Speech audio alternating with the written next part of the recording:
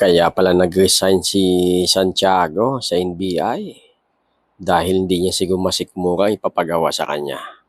Tingnan mo, anong ginawa ng NBI ngayon? Naging witness against BP Sara. Yan ang mahirap pag ang inilagay mo sa posisyon ay mga politiko. Yung NBI, politiko. Ang ombudsman, politiko. Dapat kasi ang nilalagay dyan talagang mga profesional na inside sa department, hindi mga politiko.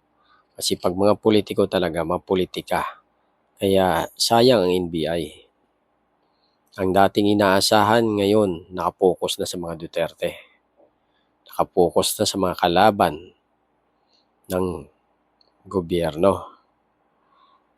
Pag kumalaban ka sa gobyerno, yari ka, may paglalagyan ka sa NBI. Anong nangyari kay Mike Defensor? Yari.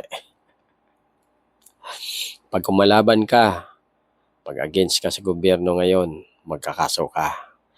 Nauna pang nakulong si Ka-Eric kaysa sa mga congressman na involved sa flood control. Ganun ang kalakalan ngayon sa gobyerno. Pag against ka, magkakaso ka.